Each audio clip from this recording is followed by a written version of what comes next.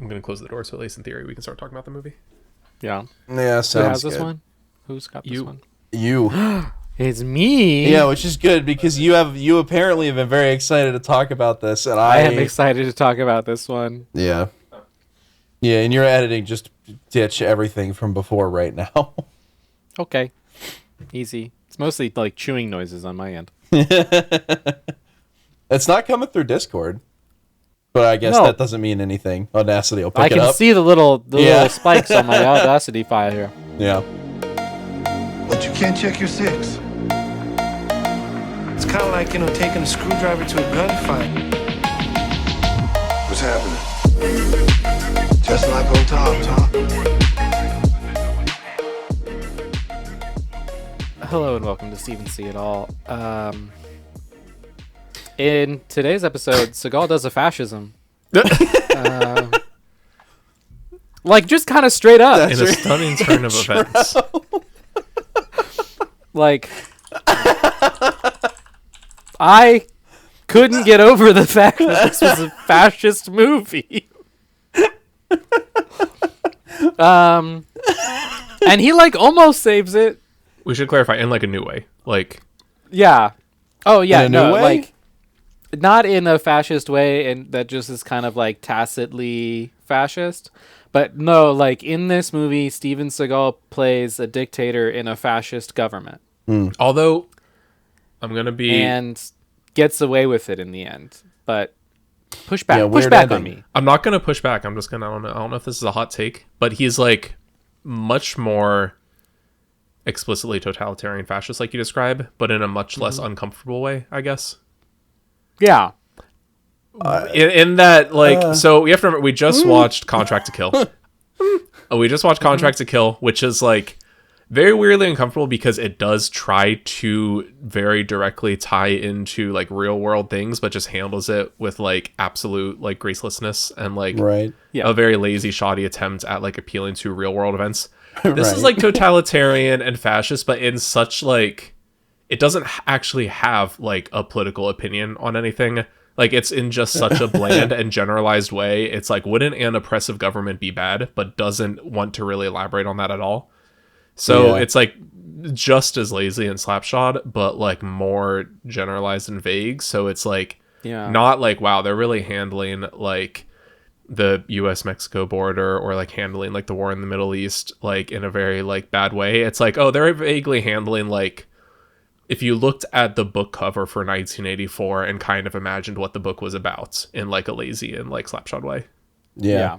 Like, this is a totalitarian government where they just take stock footage of just real life cities basically unchanged, but with giant screens of, like, the fascists being like, we love being in charge. Yeah, so Sure. I'm going to do the recap. It's going to be short. Cool. And then I want to talk about what this film has to say about fascism as an idea. Just not much. Not much, but the little that it does say is very bad. But anyway, I'm Aaron. I'm Zach, I guess. I'm Hans. And welcome to this show. Glad to be here. The year is 2029, which is like really soon. And was like really soon when the movie was made in 2016. That I don't know how the world descended into a fascist dictatorship. There was in a great 13 war, and we don't want to have a war like that again. Yeah, is what we No know. other information about it. Everyone handed all power over to the state. And when I say the state, I mean the government is just called the state. Right. I'm not using like the philosophical term the state. I mean in the text of in like this universe, they just refer to the state. That is the name of their country. Right. And in the state, you are told that there's a super oppressive government, and there is a super oppressive government. So we follow mostly the They're perfect very weapon. clear about it. They are very clear about it. You live in a super oppressive government, but it's all good. We got your back. It's all good. I want to dig into it, but I will wait. So we mostly follow the perfect weapon, he's a government assassin. That's the name of the movie, by the way. I don't think you mentioned that. Yeah, the name of the movie is The Perfect Weapon. Well, assuming somebody Which like, for somehow once clicked on does this not episode refer to with- Steven Seagal. I know this is the most like Steven Seagal is the perfect weapon. Like, The Steven perfect Seagal is weapon. Blake, Yeah. and it's not him. It's not Not him. So He is not the perfect weapon. He is And they the actually- director of the state. They say that I think this is the movie we've watched so far where they say the title of the movie the most of any. Yes. Like they say the Oh, perfect by weapon. far. At one point, they say it like 5 times in the same conversation. Yes. Yeah. Anyways, we follow the perfect weapon, who I described in my notes as discount Vin Diesel mixed with Wish.com Jason Statham. I really just thought Discount Jason Statham was where my mind kept going to. I think the first image of him and the first sound that he makes felt like a 2010s Vin Diesel to me. Okay. Like that, it felt like Vin Diesel to me. With the almost offensively deep voice. Yes, like he was Yeah. trying to do the Vin Diesel growl throughout most of this. We although we will learn that he is literally like the discount, not I guess not the discount, but like he ended up being the replacement for like a different, like much more notable actor in real life. But we can get into that after the recap. Oh, interesting. So anyway, the perfect weapon, he sees a pirate broadcast from some guy on the television who is apparently trying to overthrow the state, saying now the state took away our freedom of religion and individual liberties, and so we have to, now is the time to like put aside that was because of the war. Now the war's over, where everyone's safe, now let's put it aside. And that's this broadcast on all the televisions in the world, apparently, or at least in the state, apparently. And you know it's a pirate broadcast because in the upper right corner it says pirate It says broadcast. pirate broadcast. There's no room for subtext. I know Sometimes writers literally use there's no subtext room and for they are subtext. cowards. Yes. And so he gets hired to take out that guy who is like a politician. He's not like the guy in the pirate broadcast is just a politician within the state. He's not like at the head of a rebel cell or something. Like he's an elected He's official. Very well known. Everybody knows who he is. Yes. They come back Yeah. on the TV and say, "Oh, sorry, that was an illegal broadcast. Please disregard." And then Yes. it's like, but this guy, everybody just knows him. What? Everyone knows who that is. He's an elected official in the government. I don't. But it was an But illegal anyway. broadcast, and there's no ramifications for that publicly. Whatever. I guess.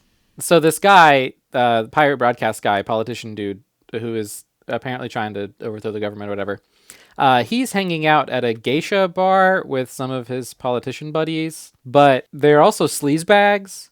Like all the people who are supposed to be anti-fascist are all sleazebags. Like they're all bad. Like he convinces or like purchases the geisha to come and do favors for him in a spa. And that's when the perfect weapon comes in and kills him and like almost kills the geisha, but has some sort of flashback to some other lady that he killed and feels bad about it. And so Okay. doesn't kill the geisha. But it's really Yes. weird because the guy is sitting in the hot tub and he's like, "Hey, Yes. hey, Chica, when you gotta come over here? When you come in?" And she's like, in a minute." And the perfect weapon comes in, holding the gun at him. And then this guy gives like a monologue. He gives a speech. He gives like this monologue, like as if he is like, this is the end of the movie. This is the end of his. He's been on screen for like 4 minutes, and he gives like, "I used to think that it was absolute, that power would corrupt people absolutely, but I realize that it is the corrupt individuals who seek the power. I do not fear death. I'm like, who are you?" He gives a really weird monologue and then accepts his death and dies. Yeah, you're like the opening hit that just like Yeah. establishes the main character. You're not important I'm in like, this do you movie. think you're the main villain? You don't matter after this scene. Like no one talks about you for the rest of the movie. But he lets the geisha live because he has a flashback to some other lady he killed. He leaves. He gets called in by his handler, and his handler is like, "I'm sorry, dude, but because you let that girl live, like your orders were to kill everyone there, and you let her live, so I have to take you in for re-brainwashing. You have to be brainwashed again." And the perfect weapon's like, "Well, I don't want to be brainwashed." It's like, "Nah, too bad." So, "Oh, okay, I guess." Like I was like the SWAT team show up to like take him down, and you think, "Oh, this is the action. This is like where the scene. This is like where the movie kicks off." Like, this is where we get the main conflict of the film. No, this is not where we get the main conflict of the film. He just submits to brainwashing, and he gets in the van willingly and drives off to the brainwashing facility. He like wakes up in the middle of his brainwashing for some reason and gets up out of his brainwashing bed, beats up some guys to try and escape. Which literally is just like a water-filled little tub with like LED like gamer strips. Yes, it's great. This movie is incredibly cheap. Oh, yes. Everything is made out of like plywood and bubble gum. It's amazing how cheap this thing is.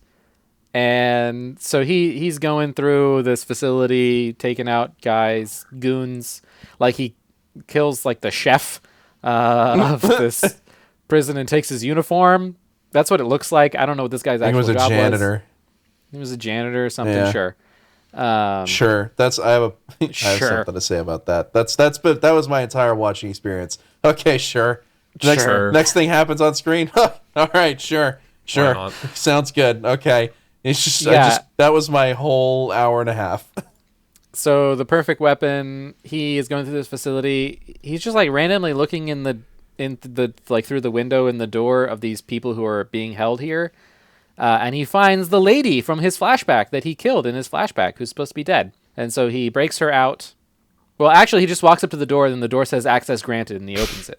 He doesn't like do anything to break her out. He just opens the door. He's like, "Oh, you're supposed to be dead." And she's like, "Well, I'm not. They just lied to you about me being dead to brainwash you. Actually, I love you." And he's like, "Oh, okay, cool." And they and you might think that you should be suspicious of this, perchance. Nope. He is the least suspicious secret agent in the world. He is the least suspicious perfect weapon in the world. He just takes everything that everyone tells him at face value the entire movie. So he and she break out of this prison thing. She's doing like gymnastics the whole time. I think they just hired a gymnast to play this role, and she does like backflips and stuff. Turns out she's also like a secret agent. They escape and fall in love. They bond. It doesn't really matter. They get captured again. And they went back to his apartment. Yeah, they go back to his somewhere apartment. safe. He goes, my place.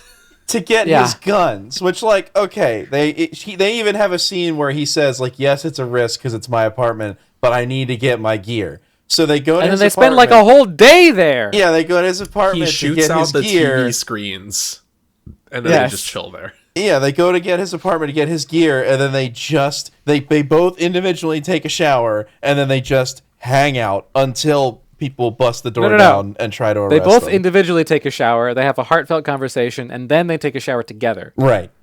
They both take 2 showers. And then they just basically wait around for the people who are actively they start to have sex on the couch when the villains break in and arrest them. Yeah. Yes. Which, like, every time I think there's going to be a fight scene, there isn't one. Like, I thought they're going to break in, and now they're like in a compromised position. They have to fight their way out of this. That didn't happen. No, like they just submit. Anytime the SWAT team shows up, they're just like, oh, okay, I guess. Except I do like the implication that they don't just like capture them; they knock the dude out, like while he is still naked, like from the couch. Yes. And then in the next scene, he's like wearing clothes. So I'd like to imagine they knocked him out, and then they're like, well, we gotta. Can you go look in his drawer or something? And like, we get some like, jeans for this guy. Like, we're not bringing in a naked dude. Like. They didn't even give him a chance. They had to dress him. He was unconscious until the next scene when he wakes up and he's clothed. Yeah. So they get captured and they start interrogating the perfect weapon, asking for, like, the interrogator's like, I need the name. At which point I'm screaming at my television, what name? Who are we talking about? Why is he being interrogated? He doesn't know anything. But it's cool because they admit that. They like fully say, I'm trying to get this name out of him of whoever was on the inside that helped him. I don't even think he knows it. And I'm like, then why are you ripping off his toenails and pulling out his teeth? like, what is the point of this then? Oh, the not having a toenail doesn't come up again. But anyway. That's the biggest continuity flaw in this whole movie. His handler shows up to like get him out of the interrogation because he's saying this is dumb. We don't need to interrogate him. There was a brief moment where like his interrogation was broadcast to several people. Did that ever come up again? It was to show them what would happen if they defied the state. The state, okay. But who's them? Like, who actually saw that broadcast? The other perfect weapons. They were broadcasting it in like a closed private like stream. Yeah, it's the to state's the other hitmen. secret agents, to the other super soldiers. Yeah. I did appreciate that this movie came out in 2016, is set in 2029, and this like live stream of the interrogation looks worse than like Twitch live streams looked in 2016. Yeah. Like, this is the future, but they have to introduce like weird like staticky artifacts and like glitches in the video. Yeah. Also, there's just like all this junk around the outside edge of every screen. It's very just like unnecessary lines and figures. You get a globe that spins for no reason. To be fair, have you like watched a live stream on like twitch.tv recently? That's just like all that's like the chat and the integrations and the bits and like it's like watching TikTok now. It doesn't look any different from like Tony Stark's computer in all of the Marvel movies. It's just it also doesn't look any different than nonsense. like what video social media looks like everywhere outside of YouTube. It's all garbage. User experience is a thing of the past. Oi. So it did predict the future a little bit. But it turns out his handler who comes and gets him, he's actually working for a rebel cell that's trying to overthrow the director.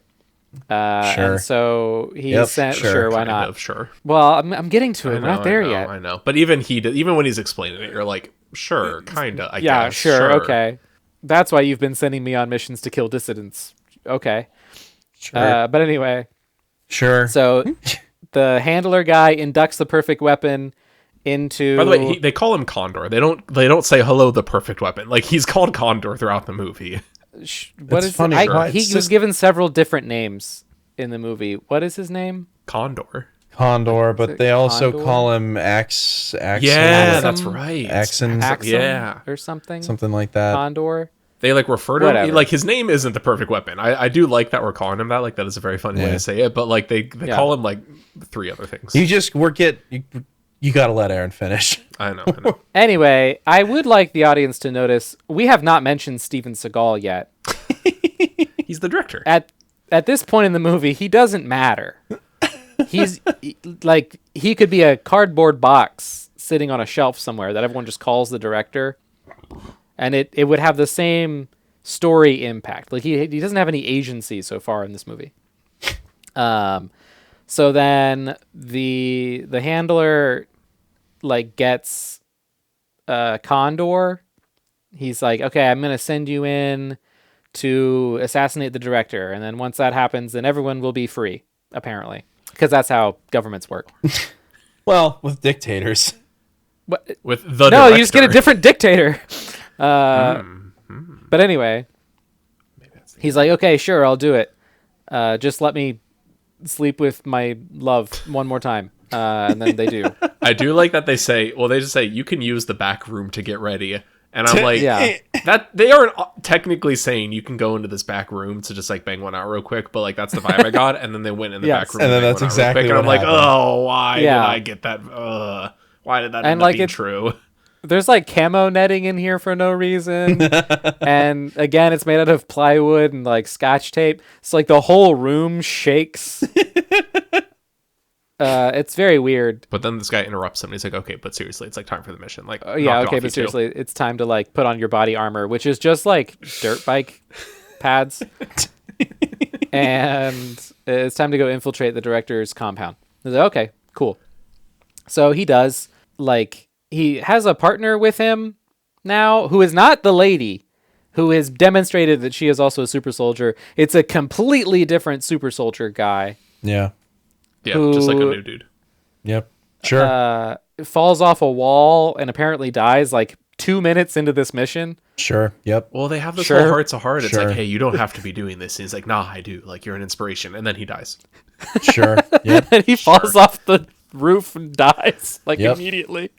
Sure. So he gets in, like basically no problem, because this movie doesn't care about anything, doesn't care about tension, action, none of it. And then he gets into the director's apartment. Oh, he had to like memorize a code to get into the director's private quarters. It's a 4-digit code,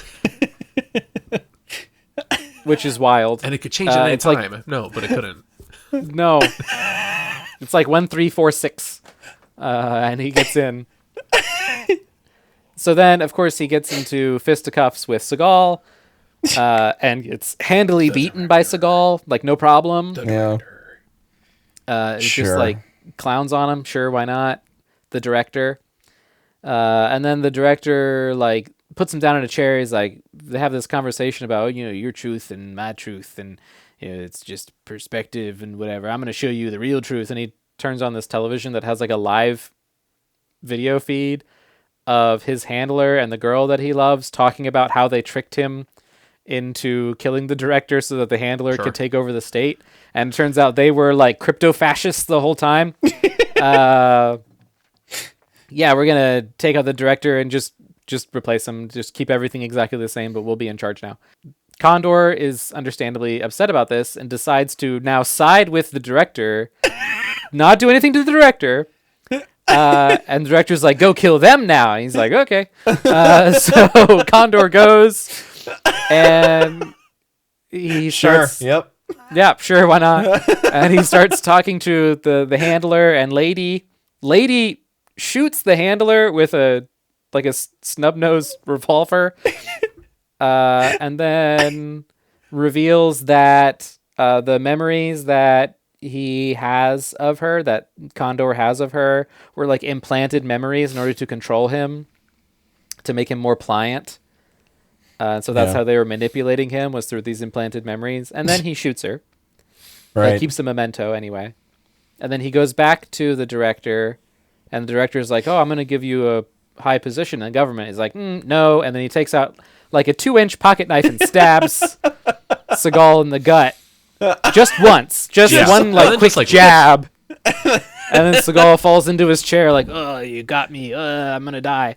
And then Condor leaves, and it looks like he's about to give up to palace security, and then all the other super soldiers jump out of nowhere and like kill everybody with samurai swords. Yes. Then he goes up to the roof with his shirt torn open and he's covered in blood, and there's a live video feed of him like fist pumping into the air that's broadcast throughout the whole country within big like red block letters. We are now free. We are all free now. I'm going to say, well, I guess we have a new figure to look up to. A new symbol of freedom. Apparently, some parts of the rebel cell were like actually rebels. It's just these two people who were using the rebel cell to like be fascist more. Yep. Sure. Sure. And so you just get this image. We are all free. But... ooh, here comes the twist. You kill the dictator, another takes his place. The twist that really should have been an post-credit scene, but wasn't. Oh, well, there was a post-credit anybody scene. sitting through the credits of this movie to watch that? I did, because there was a post-credit scene. Wait, there was? Wait, I sat through the credits. I didn't get a post-credit scene. What are you talking about? I sat through the whole thing. Well, it was like a mid-credit scene. Oh, okay. Yeah, it was a mid-credit scene. Okay. Go on. While the credits were rolling, there was more movie. But anyway. So you see Seagal there with his tiny knife wound. Like you don't even know. You don't even know the knife is in there. You don't even see it. You never actually see the wound. Like he could be totally fine, but he sits there like he's totally fine. Yeah, he's just like, oh, that hurt. Yeah, that's a mild. Also, like I'm the head of like a fascist dictatorship. I'm the head of America. Yeah, I could definitely have a doctor in here to just stuff gauze and patch it up. Like this could very easily be solved. It was like a 2-inch knife, but anyway. He's sitting there, Seagal's like, and then, what is this? Who comes out of the shadows but Steven Seagal? And it turns out that the dictator that got stabbed with a tiny knife was a body double! And so, the real dictator, the real director, is like, thank you for doing this for you've always been a great servant to the state. Oh, thank you. And the body double's like, oh, thank you. Give me an honorable death. At this point, I'm screaming at the television, why? Sure. Just shove some gauze in there and he'll be fine. And so Seagal goes to the mantle and like picks up a sword off the mantle and does like I was expecting him to like chop his head off or something. Instead, he like plunges the sword down into his sternum. Sure. It's very weird. Sure. And kills him. And then Seagal goes up to the roof and gets in a futuristic helicopter that looks like it came from like a screen grab from a PS2 game. But like it's like a vertical takeoff helicopter jet thing. Yeah, and then he flies off. Okay, it doesn't even look like a PS2 game. It looks like when you buy like a gamer computer and they aren't allowed to actually use like any video game imagery, so they just have a general like 3D like gamer like render on the box. Yeah, looks like that. And then he flies away, and that's the movie. Well, he flies like into camera. Yeah. It's so funny. Yeah. It's very funny. So this one, I was hitting the flow state pretty hard with this one, and that's why I think just every time there was something on screen that was like supposed to be a twist that wasn't a twist, or something that wasn't supposed to be a twist but was, because they never actually gave you context into what they were talking about. I'm just sitting here thinking, all right, sure, this is happening. That's happening. Like, why not? Whatever. Just gotta roll with it, because if I think too hard about this, my brain might explode. Okay. But the weirdest part is we've talked about how like some of these movies are hard to predict because they don't follow like conventional like storytelling techniques. Yeah. That it's like weird whenever there's like setup and payoff. That like he mysteriously happens upon this woman that he has memories of like killing, and she's like, "Oh yeah, no, they just lied to you." And immediately I'm just like, "Oh, you just don't." Earlier in the movie you said don't trust anybody, then that happened, of course you can't trust her, of course she's gonna betray her. But then I'm like, I don't really know, it's hard, like these movies don't, and then it follows that rule. Like that's actually when that happened, I was like, oh, that's like what was supposed to happen. It's so there are so many things about it that are so poorly done that I wasn't sure what parts of the plot I'm supposed to rely on and what I can't. Right. Like, what of this story can I rely on to have a payoff later? Because everything else about the movie is telling me none of it. Like the sets and the costumes and the direction and the writing, like the dialogue, are telling me that none of this is going to make sense. Don't worry about it. Just don't think too hard. But there is setup and payoff. Yeah. There's like a double twist through the movie. A little bit. It's poorly executed. You see it coming here's a bajillion miles away. From top to bottom, from acting to set design to editing to cinematography to performance, like every single part of this is poorly executed. Yes. But I don't know if this is a hot take, but I kind of enjoyed myself here.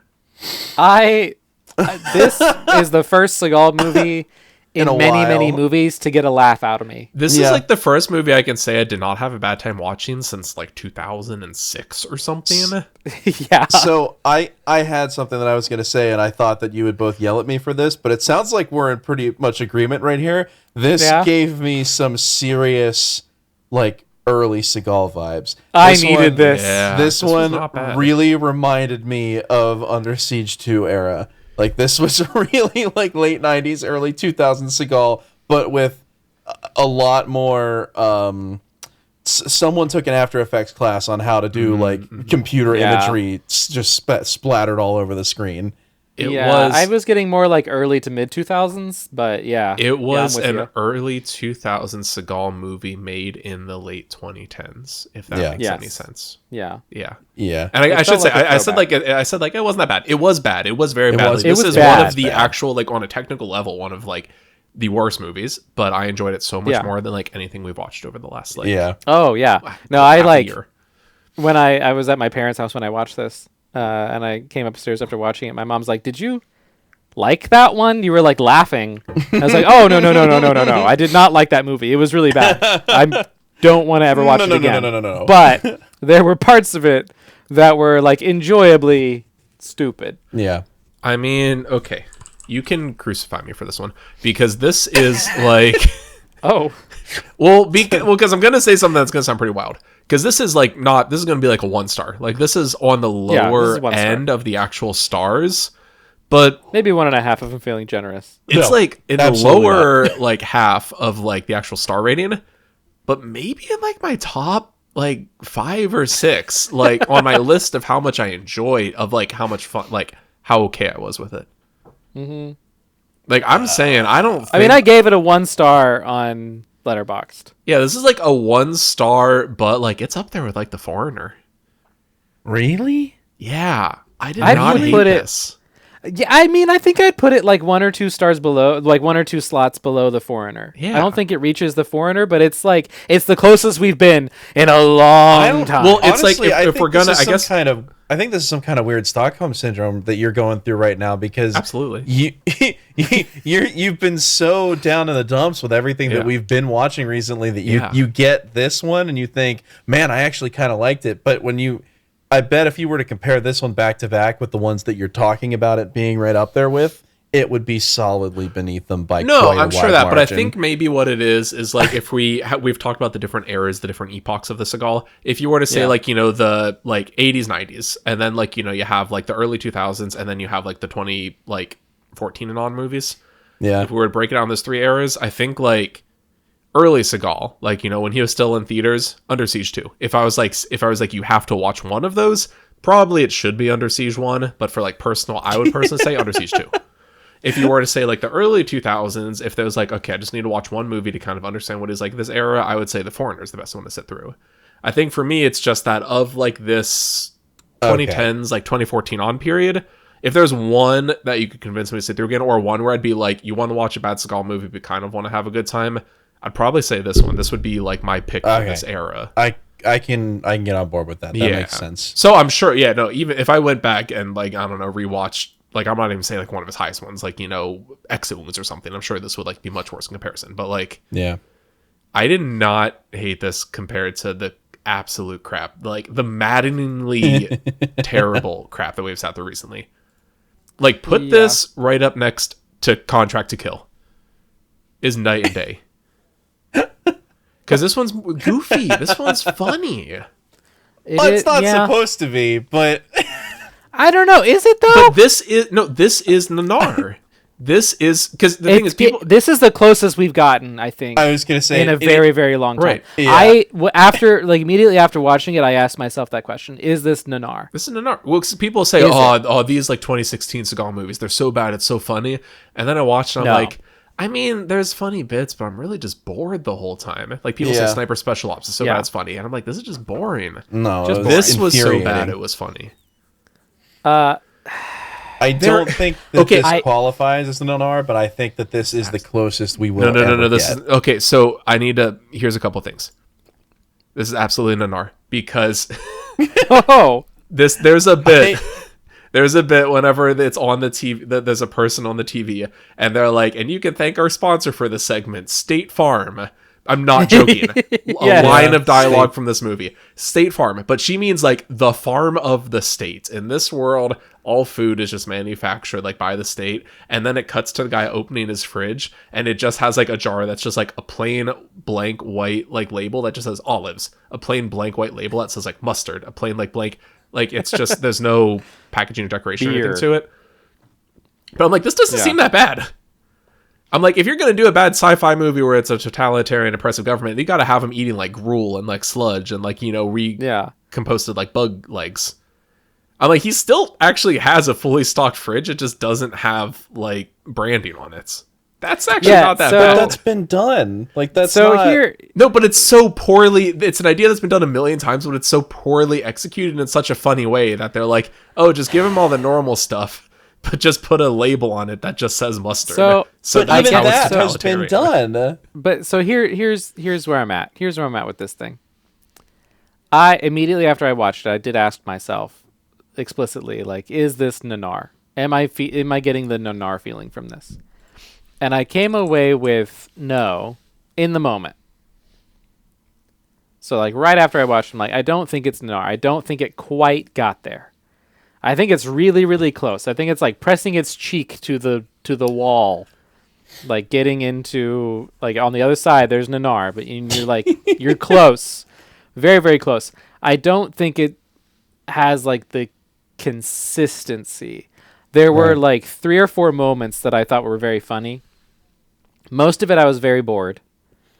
And then every now and again when something ridiculous, like when Seagal walked out from behind the changing screen to greet himself, I lost it. I thought that was very funny. Like every time there was like a twist revealed, I thought that was very funny. Yes.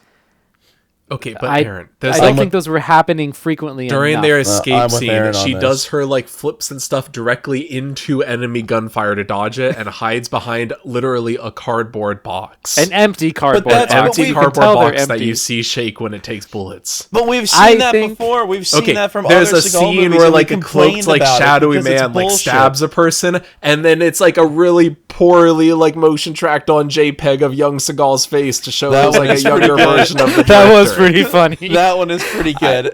I think maybe my experience of this movie, and like and then other Seagal comes out and he's like, "Good job, brother! Like you did a good job, brother." And it does like the Metal Gear Solid 5 ending with the Seagal. How is this not Nanar?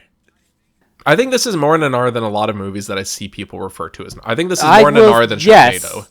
Yes. This is way more Nanar than Sharknado. Yes. I think this is 100%, even if, like, there are parts that are boring. There are parts that you, like, if you're watching this as buddies, you know, then you start just, like, you know, talking over it because you don't really care. It doesn't matter. I think this could have, like, the midnight screening, like, cult hit Nanar, like, second life. No, absolutely not. That's where I think we're going to disagree because it definitely couldn't. You're wrong. It couldn't. In what world could this be? Could this movie end up in that scenario? But in another world. Not in this world, but in another world. I think then it doesn't I would qualify. invite people over and watch this like at midnight. World, then it doesn't qualify. Okay, here it is. I think it is Nanar. I think all that it really takes to be Nanar is that someone had a fun time watching it in a semi-ironic way. But I think this is like a kind of Nanar that I wouldn't. If someone wants to know what Nanar is, I wouldn't recommend this to them. Okay, no, I wouldn't say this is introduction to Nanar. I wouldn't say this is Baby's first Nanar. Okay, no, this is like deep lore Nanar. Okay, wait. Like... wait. But hear me out. Wait, hear me out. I have a new argument I would like to pursue. Okay, go for it. Okay. An interview from theactionelite.com with Titus Parr, the director of this film. Sure, why not? Sure. Which we've referenced the Action Elite. I forget which movie it was, but they had a review of a movie that we like really clicked with, that we like really vibed with. Yeah. So here, you wrote and directed the Johnny Messner / Steven Seagal picture, The Perfect Weapon. How did you come up with the story? He says, I didn't. The script was written, the Italian state and the hitman in the sci-fi world, but I didn't really like the script. So I rewrote every scene, added the old Japanese aspect, and wanted it to be an homage to the things I liked as a kid, an homage to the 80s, 90s action era, but at the same time create a complex story with some emotional scenes and character arcs. He says, I added the elements of rebellion towards the state and the complex love triangle with the female lead. I like to give my audience freedom to think and use their own imagination. And then the interviewer says, you've mentioned previously that it is influenced by Bladerunner and movies from the 80s and 90s. Can you tell us how they influenced the picture? He says, I don't usually do American direct DTV action, so I wanted to have fun with it. I wanted to do a mashup with everything I liked growing up and make something new and cool for the Seagal fans and the fans of charming B action from the 80s to 90s. Basically, every scene is layered with homages ranging from Fellini films to game references like Hitman. Blade Runner was by far the strongest visual influence, but I also took some from Drive and Only God Forgives, so there's a lot of pop culture references all over the film. I mean, like, I guess. That's also why I used Richard Tyson from Kindergarten Cop to get an Arnold reference. Like, you couldn't get Arnold Schwarzenegger, so he's like, I used this actor that was in one of Arnold Schwarzenegger's bad movies that no one liked. Vernon Wells has a strong Mad Max homage in there to his character Cop Wes. Was a great movie. And I hired Peter Malota, who did all of Van Damme's films in the 90s, to do the fights, and much, much more. Which Van Damme? Well, okay, actually, fun fact. So whenever I said that... No, so there's a fun fact that... Where is it? This isn't one I just saw. How much detail do you go into when putting the script together in terms of fight scenes? And he says the script I got would just say, quote, they fights. Every kick I storyboarded, 900 images for this film. This movie had a storyboard. Well, yeah, and then they filmed it in such tight close-up and shaky cam that you saw none of that. Yeah. But he says, okay, he assigned John Messner, the guy who plays Condor. He says, quote, I had Dolph Lundgren as Condor at first. Like, oh my gosh. I had Dolph Lundgren. I wanted to make it a Dolph vs. Seagal movie, but it fell through. Then luckily, I did a film called Weaponized, and we got Johnny through that contract. He's got everything going for him, I think, to be the next action star. I mean, he's not a very good actor. But... He will feature in a Seagal movie that we are watching in the next coming weeks. So I think when you read the interview and this guy says that like he just completely rewrote a script to fill it with like 80s and 90s and Hitman and Blade Runner homages, and this is the result of that. That tracks. This is not a Tommy Wiseau. Actually, I have nothing mean to say about Titus Parr, if that's how you say his name. The director of this, Titus Parr. No, he didn't make a good movie here, but I genuinely have nothing bad, like no ill will towards this man. No. But this is Nanar. This is more passion than craft. There is more passion than craft. This is a genuine effort that falls on its face and creates humorous situations, which I think he had to know that people were going to laugh at this movie while he was making it, but he's not like trying to intentionally make a campy movie like in a way that feels too forced. I'm coming around, but yeah, so I think here's a point in your favor. So those are the best kinds of points. That like, unlike the last few movies, like I just listened to our episode for Sniper Special Ops. Oh. And we said in that episode that everyone in the movie looked really bored. Mm-hmm. I don't think the same can be said of this one. No, everybody in this movie looked really constipated. And they looked like they were trying. Yeah. Like, I think, Condor was trying to evoke stoicism but also emotion at the same time, which is a really difficult thing to do. It can be done. Like, excellent actors can do that. I don't think, at least at this point in his career, he had the chops for it. That's true. But I shouldn't say that he's not a good actor. I don't think that's fair, because he did a fine job in this. I don't. When the director, I think the dialogue he was given was not good. Yeah, when the director's saying, I think he has what he needs to like become the next action star, I don't know if I would fully agree with that. But he might, but that's not shown on screen, unless by that you mean like his pecs. Then, because that's on screen a lot.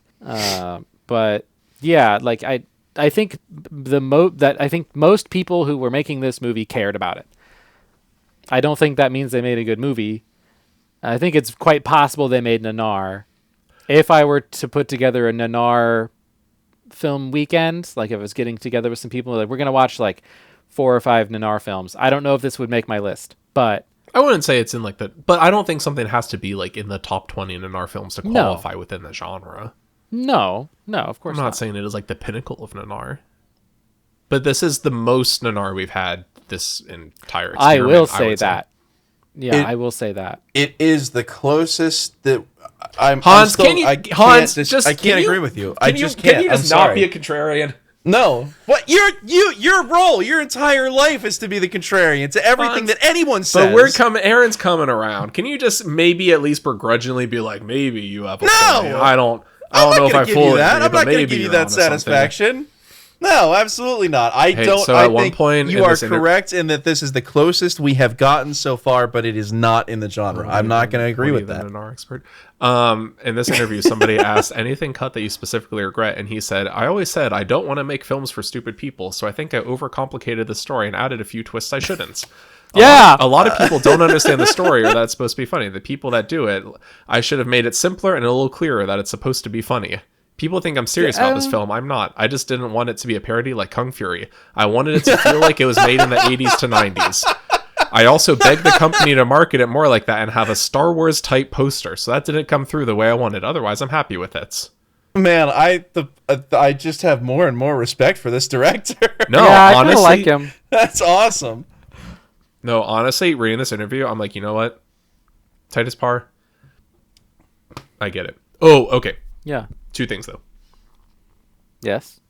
Because I can call my shots like Babe Ruth. 2 little shot call moments. Okay.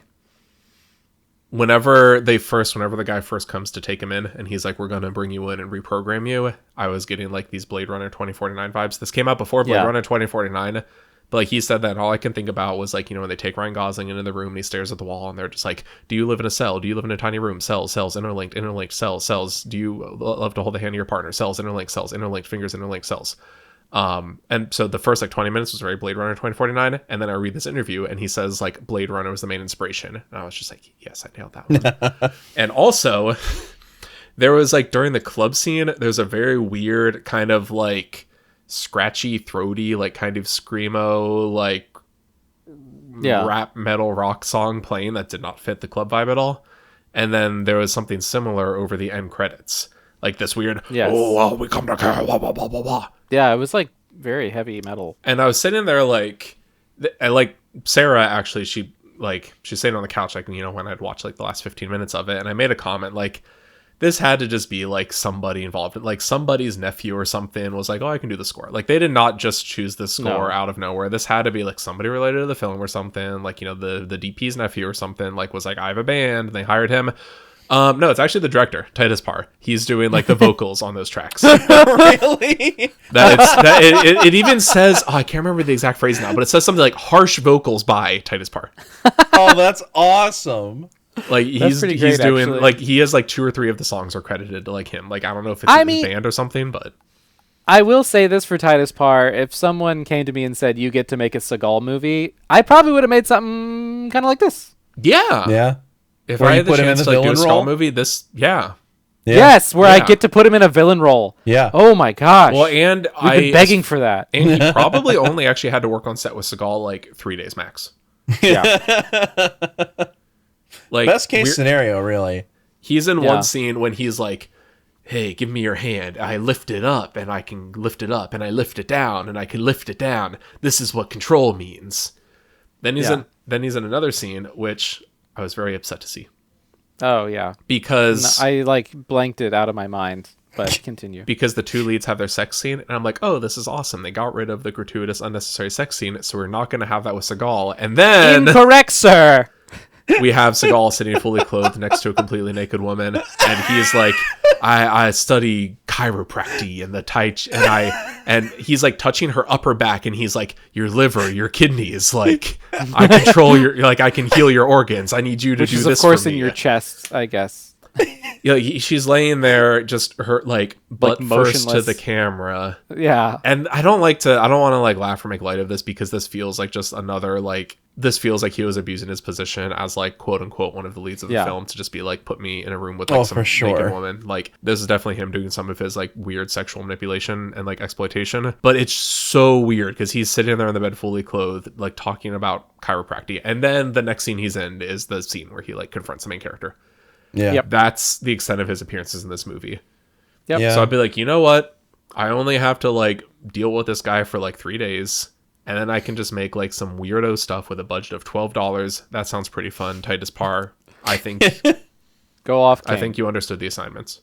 Yeah. Yes. I think he has understood Seagal the best out of the last few movies that we watched. I think he took inspiration from Danny Trejo and whoever the director was for Robert Rodriguez. Robert Rodriguez, yeah. Because that's exactly what Robert Rodriguez did for Machete, and it worked. Even including the fact that he gets stabbed in the gut, and he's like, I guess I'll die now, I guess. Yeah. I could, like, that was all I could think about during Seagal's body double's death scene. It's ridiculous. It's like, let him stab himself and twist it. No, so like he did Titus Parr, who I think also plays like a random like sniper in this movie. Like I think he's in this movie. Like, oh, he also does the voice of like Condor's like AI assistant. Hey, go off, Titus. Like he goes into his apartment whenever Condor goes into his apartment, and he's like, "Hey, do you have any updates for me?" And his little AI pyramid thing is like, "No updates." That's the director. Nice. I like this guy. Yeah, he seems. Yeah, he seems pretty cool. Actually, he has earned my goodwill for whatever that's worth. I do want to ask what. Hell, a lot better than Keone Waxman. Hey, no, wait, hold on.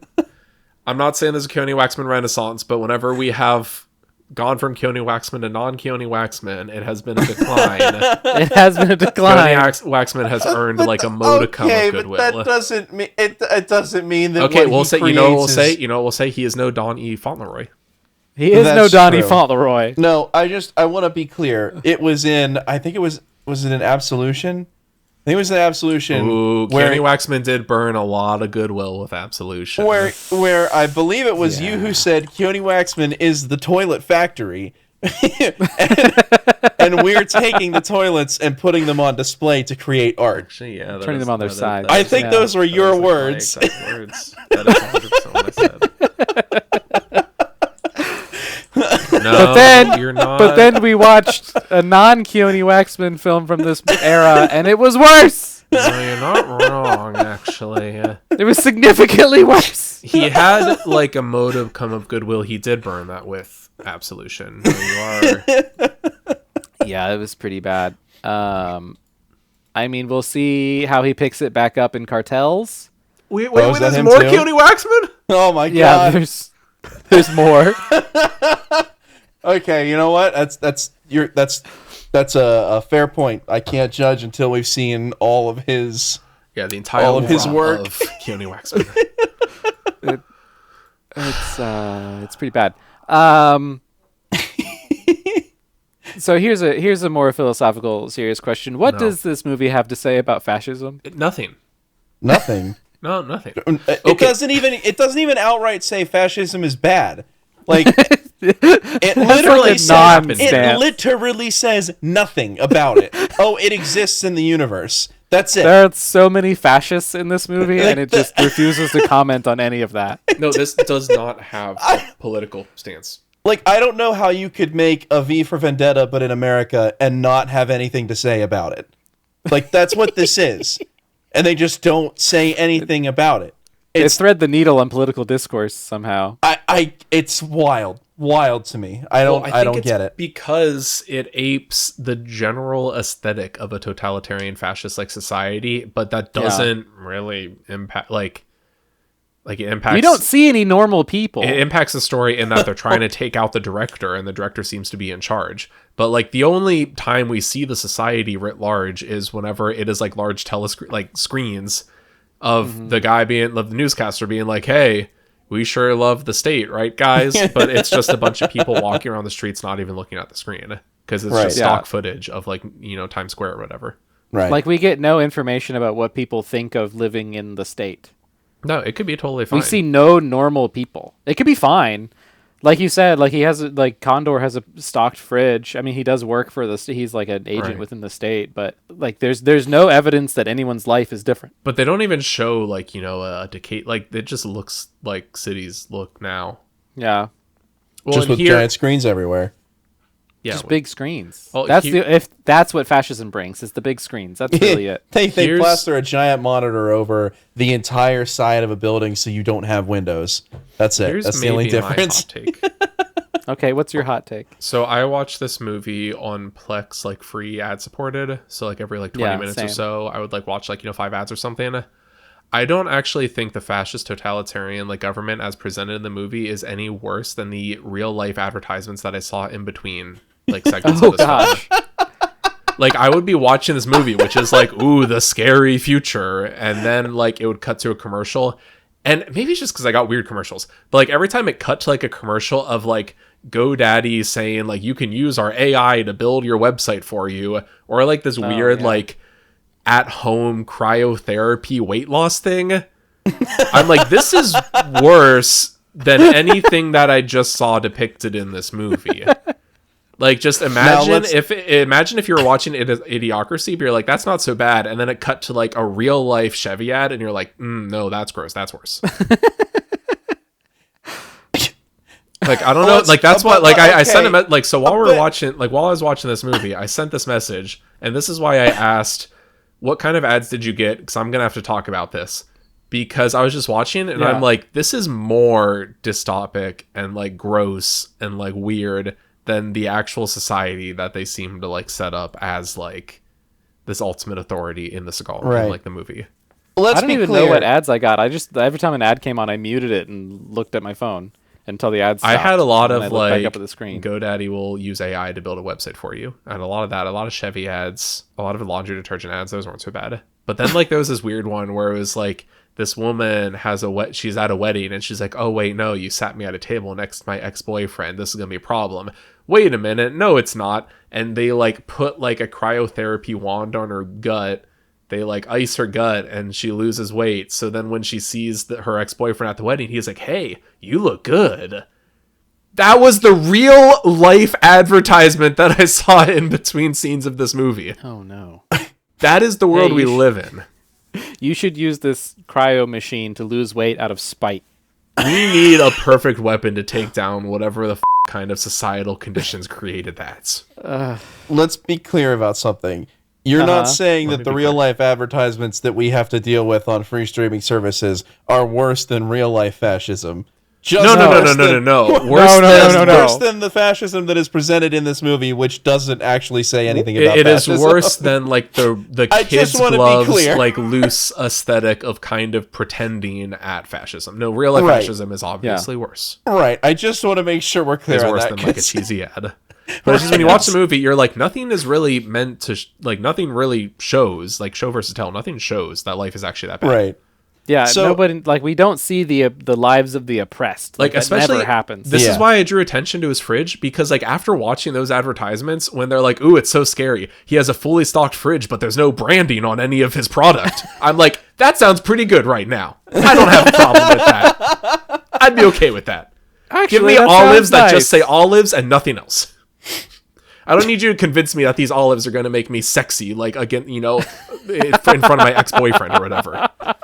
That sounds to me like you should go work for the Dharma Initiative. That sounds to me like I should go become the perfect weapon. And it's going to be, I knew that would fall completely flat. Lost did the same thing with the I knew it was a Lost reference because that's like the only way that modern Western people reference Dharma. But I know I've seen one episode of Lost, and I've seen like the first 10 minutes of the first episode. I just need to stop. I didn't like it very much. I just need to stop trying. That would have landed really, really well with a couple of people I know. Oh, well, it sounds like you have a podcast. It's not these couple of people. No, so it's really interesting because I didn't get any ads during this, and I also just streamed it from Plex through their live streaming service. Oh. And I figured that was weird because Aaron doesn't, but you and I both have Plex Pass, which I thought would eliminate the ads. So I don't know why you got ads. Did you not use your account? No, I'm signed into my account. Every time I watch... No, so this doesn't be in the podcast.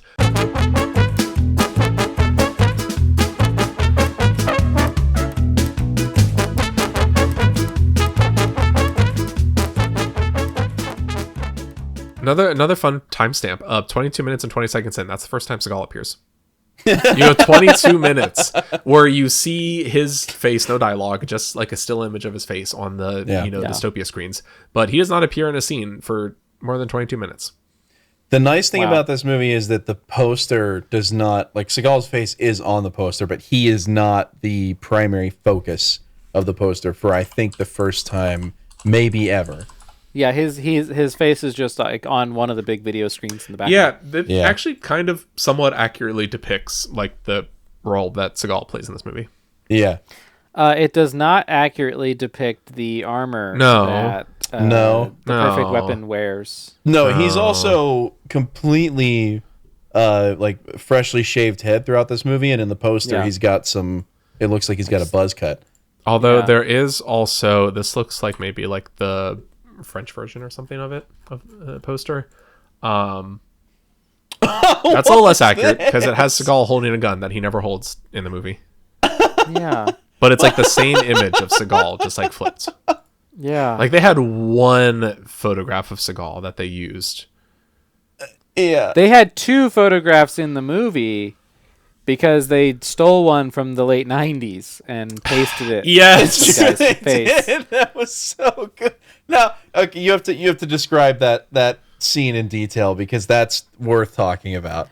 So, like, Seagal is describing like the previous perfect weapon that he had. And he like trained him to be the like perfect killing machine, but he turned on me one day and I had to take him out. And so there's like this flashback that Seagal's having where he, like, his perfect weapon, the previous perfect weapon, tries to kill him. So he turns around and like kicks him through a wall, and then in slow motion Seagal walks over. It's like all in shadow, and like a light shines on his face as he steps out of the shadows, and it's Seagal from like the 90s. Okay, well, no, just like badly. No, that's not at all what happens. It's just like a still image of his face, like plastered and like moving with the shadow. It's like, okay, so what you said, Aaron, is what it's like supposed to be depicting. What it really is some other guy is completely cloaked in shadow and killing someone, and it doesn't step into the light and show Seagal's face. It steps into the JPEG of Seagal's face, like they turned up the shot, like they turned on the brightening effect like in After Effects. Yeah. Because it's like just that part of the face that comes into lights and no other part of the body. And it is literally like a still JPEG image just tracked on. Yeah, it doesn't move. It just tracks on the Shadow's head. It's so weird. My God, no. I laughed so hard at that part.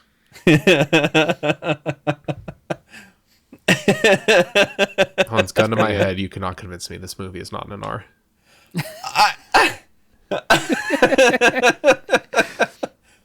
As there is breath absolutely in my lungs.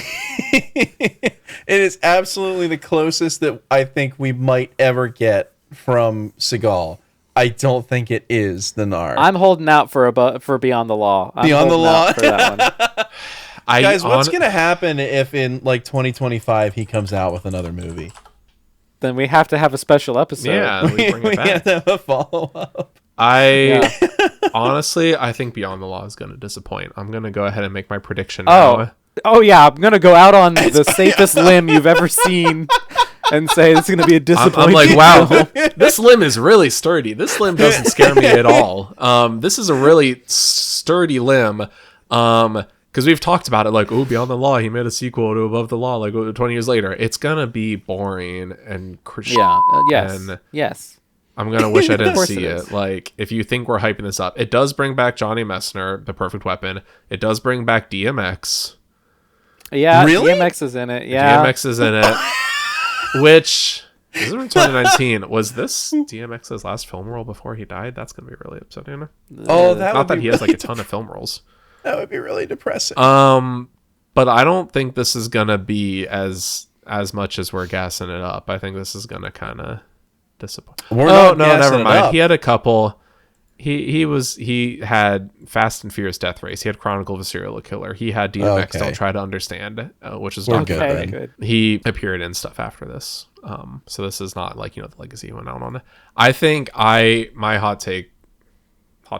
My prediction is that I think I have enjoyed The Perfect Weapon more than I will enjoy Beyond the Law.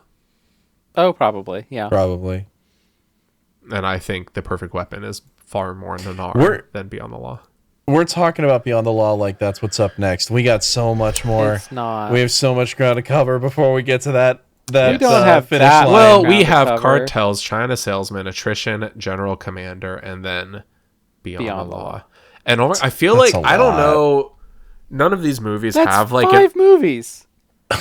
None of these movies have like any kind of advertising budget, but if any of these do have an advertising budget, it has to be Cartels, because this like poster for Cartels has been haunting me. Like as soon as we entered like the 2010s and on, like I keep seeing Cartels. Yes. It's also called Killing Salazar.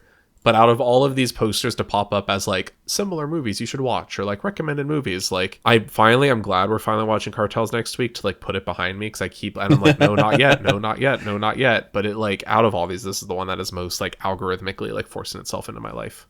Yeah, same. So I just need to finish up Cartels because I've seen this poster too many times. We haven't even watched the movie yet. Apparently, it had a limited theatrical release. It can't be good. Anytime a Seagal movie has tried to touch on, like, outside of Machete, anytime a Seagal movie has tried to touch on Hispanic culture, it's always been bad. It's always been really, really bad. Well, I mean, yes, no, I want to be very clear. I'm not disagreeing with that. It has been bad. It's just when I'm looking at this movie now and I just see 2017 action film starring Luke Goss with Steven Seagal in a minor role. So this is going to be another, like, the poster has him front and center. He is the star of the poster. But this is going to be another movie where he like shows up like half an hour in and says, like 2 lines. Perfect. That's perfect. Fine. That's fine. That's fine by me. Just don't be surprised when that happens. I will not be. That's kind of the pattern we're establishing here. Yeah, more and more. He's becoming like more and more of a minor character while still taking up like the same amount of poster real estate. Yeah. Star ratings? 1 star. 1 star. 1 star. Does anybody have a favorite line? My favorite line might be, I don't even remember what it says. It's not even like the line itself, but it's like whenever the handler is coming to take him in, because like the handler comes to take him in, he's like, I got to reprogram you. And the guy, and he's like, you got to come with me. And the perfect weapon goes with him. And then they kind of like share a line and like laugh. And then like the perfect weapon tries to flee. But then they're like, no, seriously, you got to come in. And he's like, okay, fine. And he just like stops fighting. When they share the laugh, it's like a really weird creep. Like at any time, at any time in this movie, I don't know. Like, it's not that I'm like completely, like, I just don't know what I'm supposed to be feeling. Like what thoughts I'm supposed to be having, what feelings I'm supposed to be feeling at any given point during this movie. Amen. Yes. Like, I don't know what this movie wants me to think about it. But because like that part happens, they share this laugh, but it's like a really weird, and it's not even like one of them has like a weird, like he has a weird laugh because then he's gonna like, you know, try to escape or whatever. They both have like the exact same ha ha ha ha, like ha ha ha ha ha ha ha ha ha ha ha ha, like shared laugh.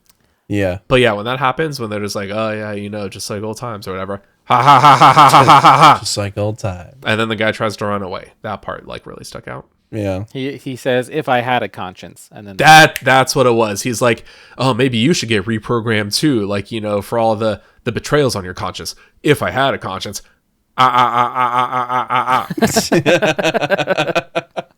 Yeah, that part. That part.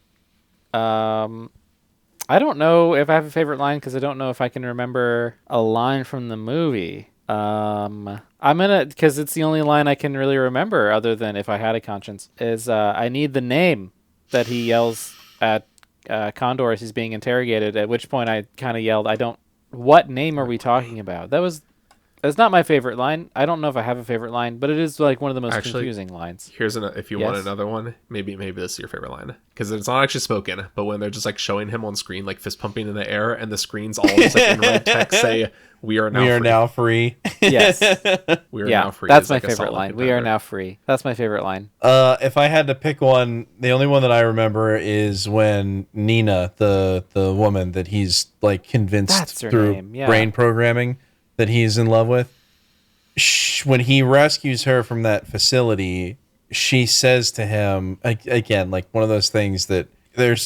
you see it coming a million miles away. She explains to him that she didn't actually die. He thought she died, but they kept her alive at this facility. But having been kept alive, like just stuck in this room at this facility, like this is where the agents go at their end of life or whatever, she would have preferred death to staying at this facility. But then they break out with like no effort. They just like break out of this facility and then go on the run. And if you could just do that the whole time, you would have preferred death to staying at this facility, but you're free to but want. Maybe she was just saying that because she was like a triple agent at that point. I don't know. But it was just it is literally just the episode of Rick and Morty when Jerry's in adult daycare and he's like, okay, I'm leaving, and they're like, okay, you could have done that the whole time. that was always allowed. that was always allowed. Yeah, exactly. Like she's free to just run around the facility. She knows where all the stuff is in the medical room to patch him up, and then they just walk out and they get into a big gunfight, sure, but then they just leave. Like, it doesn't seem like life was all that bad there. If she really would have preferred death, I'm pretty sure she could have made that happen. Again, like this entire fascist state, doesn't seem like life was that bad there. This is also the oppressive totalitarian fascist state where like 4 dudes in suits with samurai swords can just completely clear a house and like live with the entire world. When he walks out, he's like, I'm ready to accept death. And then he's like, actually, JK, we're fighting dudes with samurai swords, and then the movie ends. Yeah. What would you watch instead? Kill Bill. Okay. Respect. Better samurai swords. I mean, mine, when I was watching this movie and it started making me think about Blade Runner 2049, and apparently the first Blade Runner was a legit influence on it, I would say either Blade Runner films, both fantastic. Captain America the Winter Soldier, much better story about a brainwashed super soldier. Okay. Yeah. Oh, all good. Yeah. V for Vendetta. Ooh, yeah, V for Vendetta. That's a good one. Yeah. Yeah.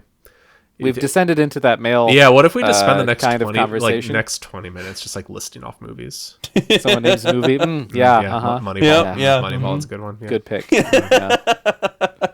Actually, The Martian. Because this is my Martian. That's a good one. This is my night of hot takes. Are you ready for a hot take that I don't think you'll believe at first? But None I have of your a hot takes are hot takes. It better be spicy because I have a hot take. You're not going to believe me. You're not going to believe this at all. But I'm going to have an explanation that I think you will have to begrudgingly respect. Okay. So I just watched Moneyball earlier this week. Okay. Okay. Excellent film. Great film. I think if I were a professional actor of screen, I would be a Brad Pitt type. Brad Pitt type. You think so? If I were to compare myself to a real life actor, it would be Brad Pitt. But because I'm not talking about like super sexy Ocean's 11 Mr. and Mrs. Smith Brad Pitt. I'm talking about the Brad Pitt that just like mid dialogue shoves an entire Twinkie in his mouth and then just like keeps going as if like that didn't happen. Okay, I was watching that movie when he's talking. He like literally just puts an entire Twinkie in his mouth and keeps going, and I was like, me. Me. Okay, that version but of Brad like, Pitt, I will stake my claim to. Okay, but that version of Brad Pitt is still Brad Pitt. Brad Pitt. Yeah. Aaron, we asked for a spicy hot take, and we got that was one. a spicy hot take. That one came searing. I am the Brad Pitt of this podcast. I don't think I can begrudgingly agree to that. I don't think there's any universe that I could begrudgingly agree to that. Okay, you don't think I could like deliver a line of dialogue and then just like shove full Twinkie into mouth mid line of dialogue and then continue? Yes, no, but I don't think you could be Brad Pitt while doing it. I think he can do that because he's Brad Pitt. I'm basically Brad Pitt. I think I'm pretty close to Brad Pitt. Yeah. Oh my! Can you go get Sarah real quick? I think she might be talking to her mom, but ask her mom too. Get her mom in here. Oh, okay. Hey Sarah, can I grab you real quick? Great. Well, actually, they asked if they could talk to your mom too. I said she might be talking to her mom. So can I grab you and your mom real quick? Yeah, can I finish what I was telling my mom about how you like poor things and how you like when you like want to talk about poor things and I'm over here. That's a really Brad Pitt thing to do. We have to. Okay, once you finish that, can you come here? They want to talk to you real quick. Just finished now. We have a very important question for you. Oh. So I have to take my mom out of my ears? I guess, yeah. Okay, I guess we're going to Okay, they're coming. Okay, they're coming. Sarah? Oh no. Oh, no. Okay, babe? I'm good. Okay. Sarah, I have a very important question for you. I need you to answer this very, very honestly. Okay, I need your mom to answer it as well. Okay, my mom is on the phone. Okay. Say hello, Mom. Hi. Hi. I can't hear her. That's. Can you say it again, Mom? Hi. Hi. So this is a very, very important question. If Zachary Raymond Weiberg were an actor, do you think he would be a quote-unquote Brad Pitt type? I have a very stark. Mom? What would you say? Is there an R? Is there a second choice? No. They said no. Zach told us that he is the embodiment of Brad Pitt. If he were a professional actor, he would be Brad Pitt. See my mom right now? I also said I was the Brad Pitt of the podcast. Okay, I want to add the caveat. Okay. I said I was watching Moneyball, and there's a scene where he's just like talking, and mid dialogue he like shoves an entire Twinkie in his mouth, and then like keeps going as if like that didn't happen. I said that version of Brad Pitt, not like the sexy like Ocean's 11 or like Mr. and Mrs. Smith Brad Pitt. I said like the Brad Pitt that'll just like just take like a gigantic like chomp out of like a burger and then just like keep going.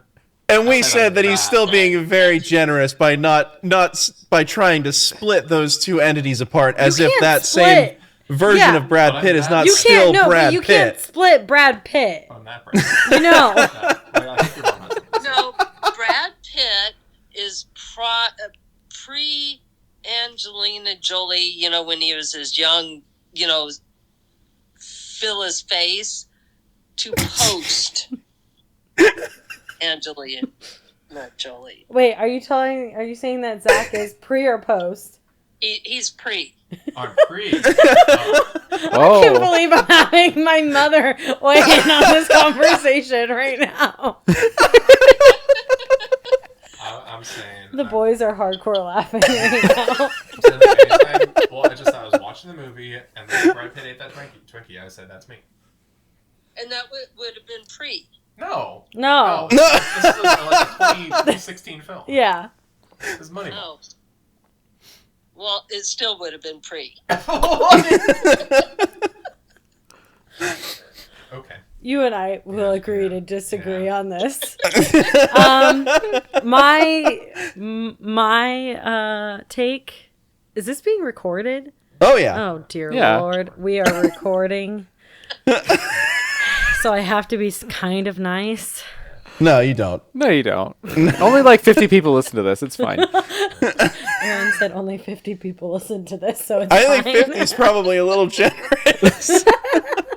50 with like 4 of those being like all The three of you? Yeah. I love you deeply with my whole heart. You, my love. You are not pre, during Angelina Jolie, and post Angelina Jolie Brad Pitt by any means. You are not Brad Pitt at any point in his life. It's fine. I don't want to be stupid Brad Pitt anyway. I don't know. Harsh. She said it was harsh. Yeah, it can't be any Brad Pitt. No. No, you can't. I love you, Zach. Aaron just said he loves me. I knew that. You're like Jonah Hill. No. Oh. Jonah Hill. Oh, Oh my god! Jonah Hill. getting absolutely bodied out here. Moneyball Jonah Hill is a good one. Jonah Hill. Why'd you have to do that to him? Stop. He's already dead.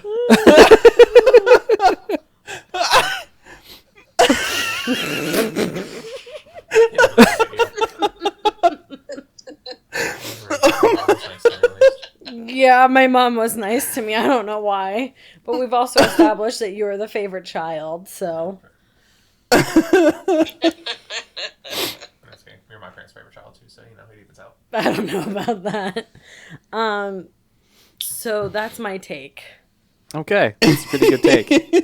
Thank you very much. No. Listen to how pleased they sound. Listen to how smug. Okay, when this guy comes in here and says, I'm going to give you boys a spicy hot take, I think I am the Brad Pitt of this podcast. You need to understand. We can't let that slide. If I was No. an actor, I would be, a Brad Pitt like. I don't think so. Just the Twinkie eating Brad Pitt. You can't separate. Okay. Except he's only allowed to do that in Moneyball because he's Brad Pitt. It takes a Brad Pitt to eat the Twinkie. I mean, in Ocean's 11, Brad Pitt is also stuffing his face in almost every single scene. But that's because he's Brad Pitt. He can get away with that because he's Brad Pitt. Like Brad Pitt. I'm saying you can't separate the two. Yeah. I wouldn't be so egotistical to try to say Ocean's 11 Brad Pitt. Like, I'm not delusional over here. I'm being very serious about this. I wouldn't go Jonah Hill. No, that was unnecessarily hard. That was a low blow. Holy crap. That's a little too far the other way. Who was the guy? They got Jonah Hill and who was the other guy for the poster? They're the same height. They're both short guys. It's never gonna work. It's not funny. Who was it? Oh, wait, was it Josh Gad or something? And Barry? That's right. Josh Gad and Jonah Hill, two short guys. It's not gonna work. It's not funny. Okay, wait. I could be. Maybe I'm not Brad Pitt. Maybe I'm a Bill Hader. How good are your impressions? Not as good as Bill You're Hader, like but... I would say you're like a cross between David Schwimmer and Bill Hader.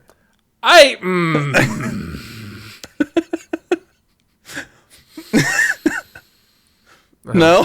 I mean, I guess that's better than Jonah Hill and Money. But I think Bill Hader is kind of like, we're both kind of like weird looking, like in the same way, I think. Oh. And he has like you're not weird looking. Well, he's really good at impressions, but like his genuine, like his actual speaking voice is like kind of like almost like annoying in a way. Like I'd say like Bill Hader. I wouldn't say your speaking voice is annoying in a way either. I think like whenever you hear like Bill Hader just doing his normal voice, I'm like, yeah, that's kind of like annoying in the way my voice is annoying. I don't think your voice is I don't think so. Ha ha ha, look at that. I tricked you. What's it called when you like reverse psychology. When you like insult yourself to like get I'm fishing for compliments. Yeah. I mean, don't be so harsh on yourself, but you're not Brad Pitt. You just need to perfectly check the ego to put me somewhere in between those two. Yeah, you're somewhere between those two extremes. I think that's a healthy mix of David Schwimmer. the perfect the absolute the absolute like median of the American male. If you took the spectrum of the human male and looked at 50%, it is David Schwimmer mixed with Bill Hader. You just tweak those settings and you can cover like 50% of the male population. Wow. Just turn down the Hader a little more and turn up the Schwimmer a little more. Like, let's just adjust those parameters. Oh my! You could probably get all three people who record this podcast by varying the levels of David Schwimmer and Bill Hader. Yeah, I would be much more David Schwimmer, much as I don't want to say it. I know I think Aaron would be more on the Bill Hader end. Turn the Schwimmer a little down. I'm feeling more of a Bill Hader type. Yeah. and I'm just in the middle. I'm the perfect 50-50 of the two. They set those dials even. Where did David Schwimmer come from?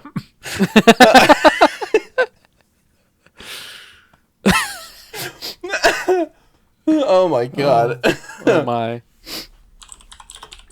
I told you I had hot takes this episode. You had one. You had precisely one hot take. Well, it sounds like categorizing this movie as Nanar was a hot take because you will not agree with me on that one. Yeah, I guess that's kind of fair. You're not wrong. I'm not going to say you're wrong. I'm just going to say I don't agree with it. What does that mean? That's like, no. You don't get away with that one. That's like, okay, no, I see all your evidence. Yes, the data do line up. Yes, your argument is watertight. No, I don't agree. I reject your reality and substitute my own. Yeah, you're right. That doesn't work. Yeah, you thought you could really just slip that one by. You thought you could get away with that. No. I teach philosophy to middle schoolers. You can't get that past me. And he wouldn't even let the middle schoolers by with that one. So what does that say? You're right. You're wrong. That is incorrect. I don't agree with it. Very good. Thank you. Hot take. You've taken the first step towards sentience. This episode ended a while ago. Yeah. I hope we're all aware of that. That means one of us has to die.